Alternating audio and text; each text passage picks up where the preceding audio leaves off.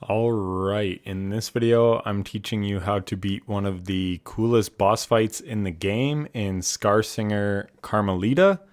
So you can see I have a bunch of cogflies out and a bunch of tacks, yet I still have a full cogfly wheel, like I have all my tools available. So what you want to do is backtrack to the bench, pop your cogflies, then sit down. This will refresh all your cogflies, but then they will still be summoned to you. So bring them in with you to the boss fight. This will definitely help. You want to actually spam some tools in the opening section because you have a little enemy wave before the boss fight starts. So right away, I get hit by that little guy, which was ridiculous on my part, and then I get hit again. So I had much smoother runs before this one. This boss took me around 10 tries.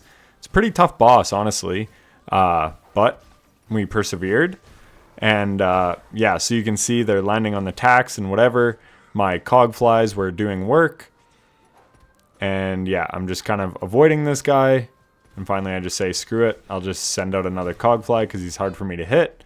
And then we heal right away for the boss to come out. So yeah, definitely do that little bench trick with the cogflies. So now she comes out. So this is one of her attacks, this triple swing. I should have pogoed when she was done it. So right there, instead of double jumping, I could have pogoed. But anyways, I went around her and just did a regular attack. Then she has this spin attack. So watch out for that. And she's landing on the tacks. So that was really nice. Now the triple, and I'm just getting out of there.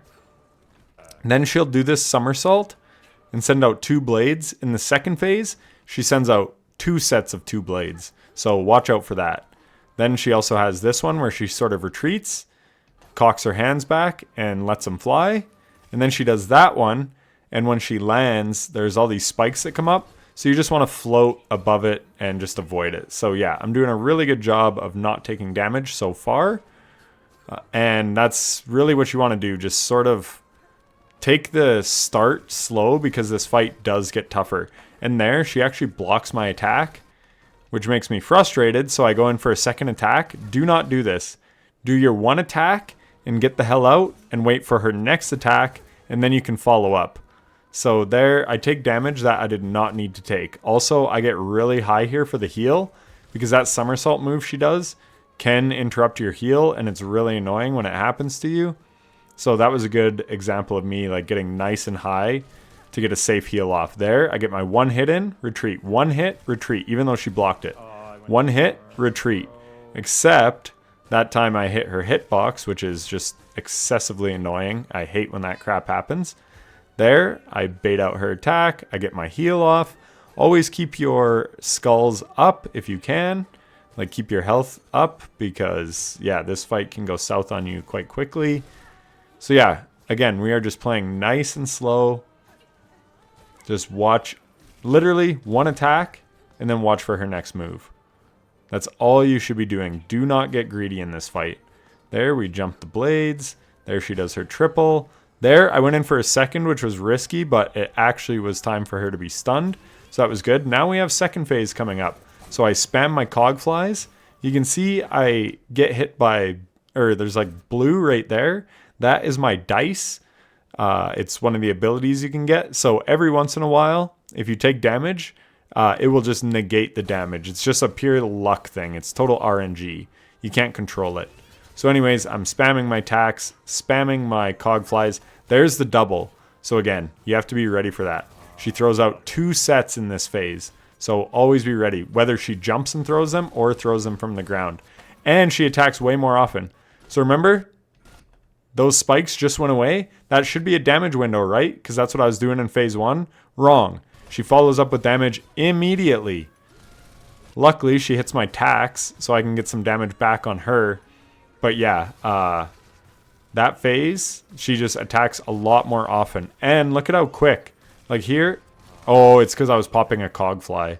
I was like, why didn't I jump that? But that's why.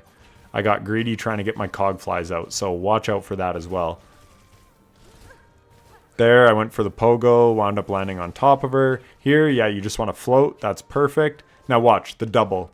So even if she does her somersault, throw, it'll still be 2. So you just want to float or double jump or whatever. And then, yeah, she's just absolutely working me now. See? So now, that's twice in a row. So maybe she always follows up with that triple after the slam. And now my fractured mask just saved me. And then I jump that. And then, yeah, I'm just trying to get my tax down. I'm out of cog flies. Just avoid that thing. So, yeah, it gets very hectic here. There, I get some tax down. That's good. Just trying to avoid her. And then she lands on the tax, and we get the kill. So, like I said, not the smoothest run, but I was pretty unfamiliar with that final phase at that point. I'd seen it a couple times, but yeah, a lot of it is you want to just avoid her and just get damage in where you can and really crutch on those tools because that's a tough boss. Yes, it's beatable without tools, but it makes it so much easier if you're using them. So anyways, I hope those strats helped you, and yeah, I'll catch you in the next one. Take care.